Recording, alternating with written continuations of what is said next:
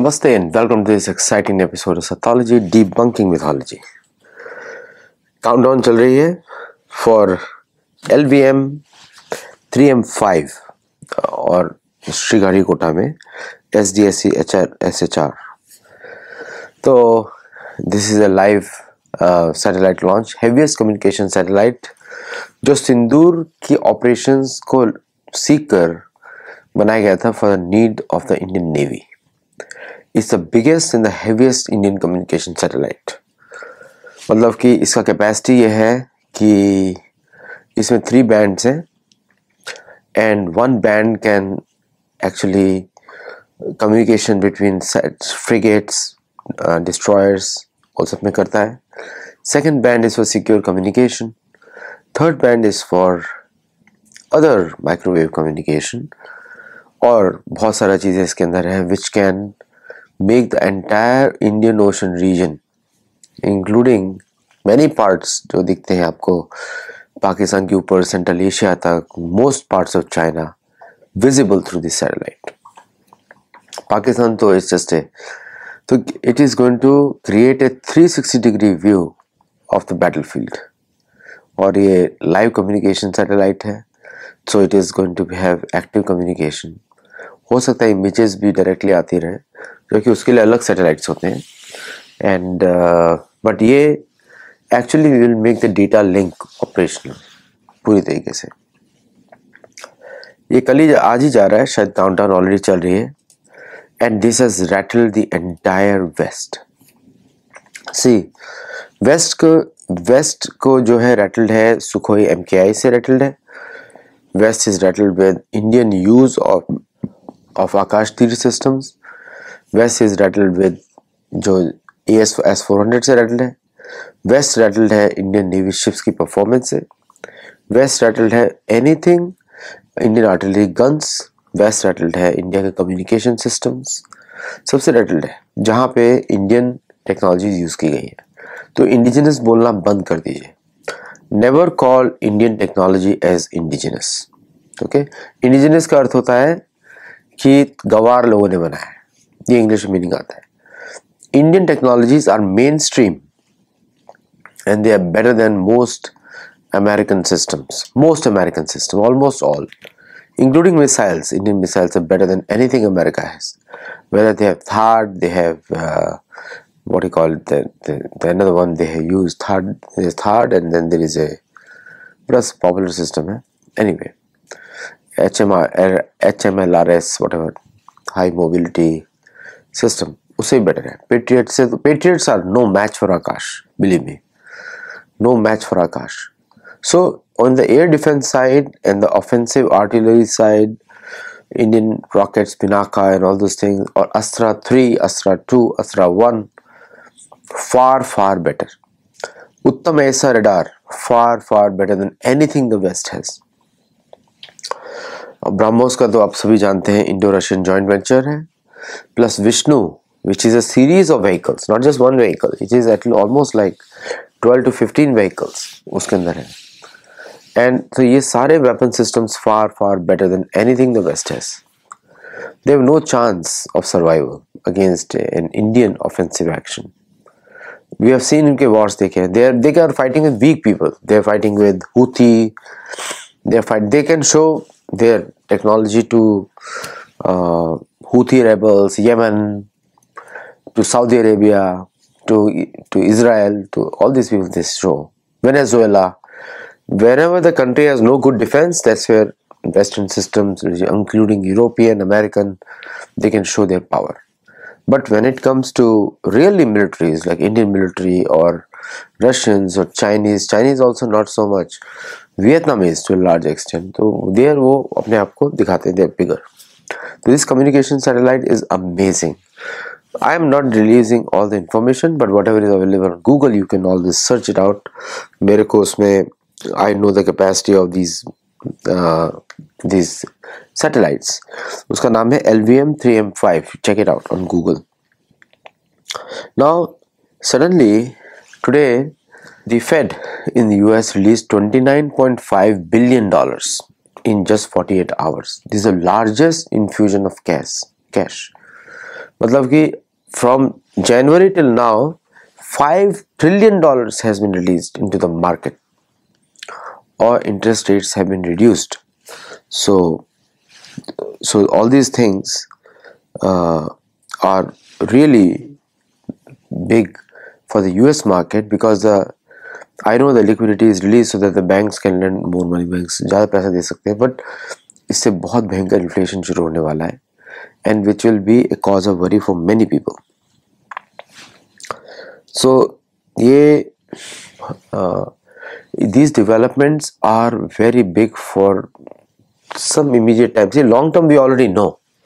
Long term है कि somebody in the, बोलते हैं अदृश्य राज में, किसी ने तो डिसाइड कर लिया है कि अभी अमेरिकन इकोनॉमी को कोलैप्स कराना है. किसी ने तो डिसाइड कर लिया है. वो लंदन में डिसीजन हुआ है या डीसी में हुआ है ये पता नहीं, बट somebody has decided. और पूरा वो स्क्रिप्ट के अनुसार चल रहा है, किस तरह वाइंड अप करना है फॉर द न्यू वर्ल्ड. क्योंकि existing system is not bringing them, क्योंकि जितना खा सकता था खा चुके, अब कुछ और है नहीं. And everybody knows the tricks of Anglo Saxons कि कुछ ना नया, will come up with something new to loot. तो latest which has come is AI. Now AI, कल ही मैं एलॉन मस्क का एक इंटरव्यू देख रहा था. एआई जो है वो दुनिया में सबको बेरोजगार बना देगा और यूनिवर्सल बेसिक हाई इनकम करके इंश्योर करेगा. And that's why the population has to be reduced of United States. तो सबसे पहले तो यूनाइटेड स्टेट्स में they will take care of the white people, Anglo Saxons white. उसके बाद दूसरों का नंबर आता है. And that's why they are so much worried about taking out everybody else जो वाइट नहीं है, जो एंग्लो सैक्सन नहीं है. नेटिव अमेरिकन का क्या करेंगे? They don't care about native American. वो ऑलरेडी रिजर्वेशन डाल चुके हैं. एक बार किसी को जीत लेते हैं, then they don't never let them rise. तो उनको तो रिजर्वेशन डाल दिया, हिस्ट्री बुक से निकाल दिया, सबको बुला दिया, वो कर दिया. हिस्पैनिक्स के पीछे अभी लगे हुए हैं, भारतीयों के पीछे लगेंगे, और फिर साथ में फिर उसके बाद वो घुसेंगे ब्लैक्स के पीछे, क्योंकि वो प्योर रेस चाहिए. वो जर्मन कॉन्सेप्ट वाला रेस प्रॉब्लम है. जर्मनी में भी यही प्रॉब्लम था एंग्लो सैक्सन्स का. वहां पे सैक्सन्स थे, सेम ब्रीड है, same races, same mindset. Saxon became Anglo Saxon, यही था. ऐसे माइग्रेशन से थ्रू स्कॉटलैंड वही लोग थे, सेम माइंडसेट. तो नाउ पूरा जो यूएस है that is only focus on AI data centres. और भारत को इसके पीछे बहुत बुरी तरह लगना पड़ेगा with no collaboration with the west. मैं बोल रहा हूँ कि रिलायंस जो कर रहा है that is not good. They have to build with own. जल्दी के चक्कर में they all take easy route and never develops Indian capacity. Reliance जो है वही गलती कर रहा है जो इन्फोसिस ने करी, विप्रो ने करी. तो project Stargate which is the biggest AI project है, $500 बिलियन का इन्वेस्टमेंट है डेटा सेंटर्स और एआई टेक्नोलॉजी डेवलपमेंट लीडरशिप के लिए. कि टारगेट का अर्थ है कि रिमोट व्यूइंग इन 70s, और ये जो है एस्टेब्लिश्ड है by defence intelligence agency DIA. तो इलॉन मस्क कोलैबोरेट कर रहा है to create the AI infrastructure. No doubt जो अमेरिका का AI infrastructure is the best in the world, to be frank. AI cloud, AI data centres, but जो data centres हैं that is उसका जो processing capacity है, उसका power generation America में नहीं है. अगर पावर जनरेशन करना है to run this data centres, तो वो जस्ट इमेजिन आपका एवरी मूव को ट्रैक करना, your eye movement, your hand, जो तुम्हारा हाथ चलाने के लिए हेड मूवमेंट और your leg movement requires lot of data storage and live processing. So the server capacity for the data centres is very high. Cooling itself is a big deal. ये कुछ सालों पहले एक एक्सपेरिमेंट हुआ था Scotland में, जहाँ पे माइक्रोसॉफ्ट के सर्वर्स को पानी के नीचे रखा गया था, और पानी के नीचे रखने से वो कूलिंग होगा, लेकिन उनको अबैंडन कर दिया गया बिकॉज उसको मेंटेन करना बहुत महंगा था। तो अभी ऐसा कुछ प्लानिंग किया जा रहा है कि पानी समुद्र से लाया जाए, सर्वर्स के अंदर रखा जाए, फिर उसको मूव किया जाए, so that the cooling happens of the machines, क्योंकि मशीन्स चल रही हैं बड़ी बड़ी, और इसके लिए सोलर एनर्जी और इसको तो उन्होंने बैन लगा दिया है। तो न्यूक्लियर एनर्जी पे फोकस है, जो कि 10 साल में बनेंगे, बट इवेंचुअली बन जाएंगे। मीन्स कि 10 रिएक्टर्स बनाने की कोशिश कर रहे हैं, 10 से ज़्यादा, which can be used, up to 120 reactors बनाने की कोशिश कर रहे हैं, विच विल बी यूज। अब सोचिए उसका फ्यूल का क्या होगा, how will the fuel be disposed, how इनका कूलिंग होगा, सपोज कोई एक्सीडेंट हो गया फिर क्या होगा। तो they are reducing all the regulations. तो कुछ को बताया जाएगा, कुछ को नहीं बताया जाएगा, जो इनके पास रह रहा है। और ये सारे न्यूक्लियर रिएक्टर्स कहाँ बनाए जाएंगे, जमीन तो बहुत है, तो वो शहरों से दूर रिजर्वेशन से बनाए जाएंगे। तो गवर्नमेंट जो है अमेरिका की रिजर्वेशन लैंड ले सकती है, पता नहीं मुझे, लेकिन ले सकती है। सिटीज में नहीं बनाएंगे। और फिर power cables, power generation, tremendous infrastructure का डेवलपमेंट की बात हो रही है on energy side, not on the travel side, only on the energy side, इसकी बात हो रही है। So this is the thing which is going on. और ये जो एनर्जी रिक्वायरमेंट है आसुरिक है, मानता हूँ, पूरी तरह से मानता हूँ आसुरिक है, लेकिन इस दुनिया में, कलयुग में अगर प्रोग्रेस करना, कम्पीट तो करना ही पड़ेगा इन लोगों से, नहीं तो नेक्स्ट कोलोनाइजेशन का वेव आ जाएगा। कि अगर आप पहले तो वो पहला सारा सॉफ्टवेयर का ऑटोमेशन को मूव करेंगे एआई की तरफ, फिर उसको अमेरिका से कंट्रोल करेंगे। तो इस बार पूरी तरह से तैयार रहना चाहिए। सोशल मीडिया का हमने मिस कर दिया भारत ने, और हमने मिस किया जो अदर टेक्नोलॉजीज में मिस किया, लेकिन इसको हमको मिस नहीं करना है। यहाँ पे भारत के अंदर एटलीस्ट 10, ऐसा नहीं होना चाहिए कि ये लोग पैसा बनाए भारत के ऊपर। अभी अमेरिकन सोशल मीडिया कंपनी बनाती है पैसा भारत से, मेजोरिटी। तो ऐसा ना हो कि एआई रेवोल्यूशन के बाद ये भारत से पैसा बनाए। तो इसलिए भारत के अंदर ये इंफ्रास्ट्रक्चर को वॉर फुटिंग पे शुरू करना चाहिए, वॉर फुटिंग पे। पैसे की कमी नहीं है भारत में, और फाइनेंशियल मैनेजमेंट में भी भारत बहुत आगे है, बट उसको इन्वेस्टमेंट करने की ज़रूरत है। 10 साल नहीं वेट कर सकते। जैसे इंजन डेवलपमेंट में कितने साल वेस्ट कर दिए। आपको पश्चिम से इसमें कोलैबोरेशन नहीं मिलेगा। आप कुछ भी कर लें, एग्रीमेंट साइन भी कर लें, फिर भी आप ओपन एआई के गुलाम बन जाएंगे, या फिर ग्रॉक के गुलाम बन जाएंगे, या फिर किसी और के गुलाम बन जाएंगे। बहुत सारी कंपनीज हैं। इसलिए भारत को इसमें खुद ही का इन्वेस्टमेंट करना है, और can not rely on academics alone. जो academics must be under a business leadership, या फिर जो आर्मी का लीडरशिप, इसमें मिलिट्री शुड बी इन्वॉल्व। अगर सिविलियंस मैनेज नहीं कर सकते तो military should be involve. Military can manage very well. AI is a national security topic. AI is national security, राष्ट्रीय सुरक्षा का सवाल है। तो इसलिए अगर अगले जो उपनिवेशवाद से बचना है, कॉलोनाइजेशन बचना है, टेक्नोलॉजी वाला, जैसे अभी सोशल मीडिया का कॉलोनाइजेशन हो गया भारत में, राइट, इंटरनेट का कॉलोनाइजेशन हो गया। देख ही रहे हैं कि आसुरिक संप्रदाय जैसे होते हैं, कैथोलिसिज्म, और ये सब लोग भारत में घुस गए हैं। तो ये AI is the next version. United Nations वाला हो गया, सोशल मीडिया हो गया, इंटरनेट हो गया। एआई में भारत को डेटा सेंटर्स डालने पड़ेंगे on a war footing, not just इसके और इसके लिए भारत को जो भी फैसिलिटीज तैयार करनी हो, इंक्लूडिंग जैसे शिवाजी महाराज ने टापू बनाए थे कारवार पे, और भी उनके बहुत सारे सुंदर किले हैं, उस प्रकार से समुद्र के बीच में भी रख सकते हैं इसको, in the Indian economic zone, तो बहुत इंपॉर्टेंट है इस पे फोकस करना। या फिर हम ऑफशोर रिग्स के जैसा बना सकते हैं, ऑयल रिग्स के जैसा, बड़े बड़े ऑफशोर ऑयल रिग्स, जहाँ पे ये पूरा का पूरा एनर्जी इंफ्रास्ट्रक्चर चले और डेटा सेंटर चले। हम वैसा भी कर सकते हैं।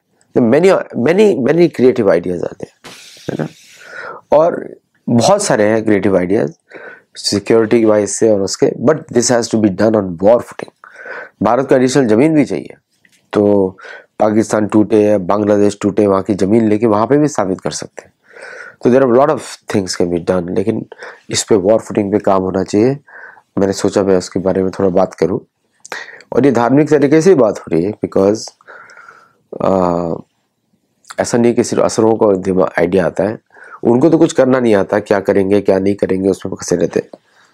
हम लोगों को थोड़ा स्लो चलते हैं, लेकिन हम लंबे से, देखिए कलयुग है, समस्याएं चलती रहेंगी। हरिनाम इज अ मेन, हरिनाम तो सभी का साधन भी है, उसके माध्यम से हम शांत भी रहते हैं, तो वो तो चलता रहेगा।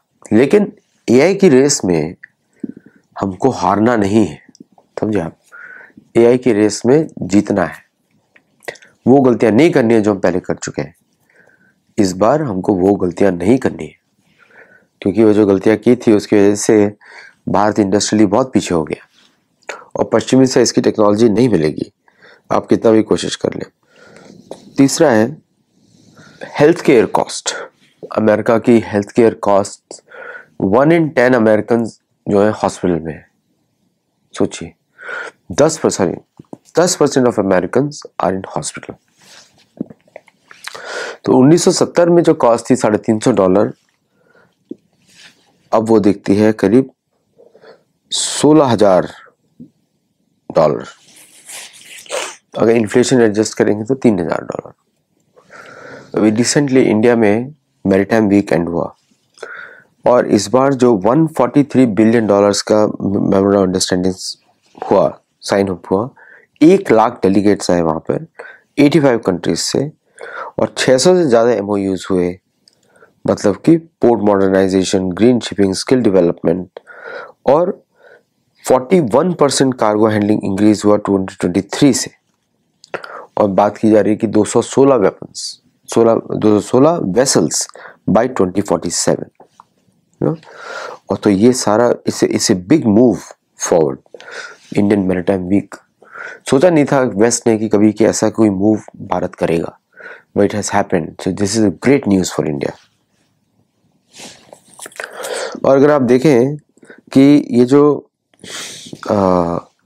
मिसाइल डिफेंस है और सेल्फ लोडिंग गन्स, SLRs भी बोलते हैं, राइफल्स भी बोलते हैं, लेकिन सेल्फ लोडिंग ड्रोन्स, उसकी टेक्नोलॉजी जो चाइना ने डेवलप की थी, भारत का तोड़ उसका डेवलप हो गया है। इसका मतलब ये है कि India will also have drone trucks, releasing drones, जैसे हमने यूक्रेन में देखा था, लेकिन obviously better AI connected. China में भी उसका एक आपको एग्जांपल दे रखा था, वो भारत में भी हो गया है विद द इंडियन ड्रोन्स। तो वी आर, मतलब ऐसा नहीं कि हम पीछे, we are one of the best in the defence deployment of drones now in the world. China का एक था URS 680, हमारे पास उसका मच बेटर सिस्टम है, names are going to be put shortly, लेकिन मच बेटर सिस्टम है, including laser is included in that. So this was a development जो मुझे लगा मोटा which I can talk about, the AI, the robots, India का maritime week, and also obviously American situation, plus India का latest communication satellite which was amazing। मुझे अच्छा लगता है कि आप लोगों को इस तरह के वीडियोस अच्छे लगते हैं। ये मेरा पर्सनल हॉबीज है, बाय द वे। मेरा एक्चुअल काम है सनातन धर्म में बुक्स लिखना, ओके, एंड पढ़ाना गुरुकुल में, लेकिन आप लोगों को अच्छा लगता है। बट इसके बहाने मैं आपसे अनुरोध भी करूँगा कि आप हमारे मेंबर्स बनिए, मेंबर्स ओनली वीडियोस देखिए, हमारे गुरुकुल में जरूर जुड़िए। मुझे आपसे ये निवेदन है, उसमें आप धर्म को स्टेप बाय स्टेप समझेंगे। सो अगले शो तक के लिए मिलते हैं। नमस्ते एंड जय जगन्नाथ।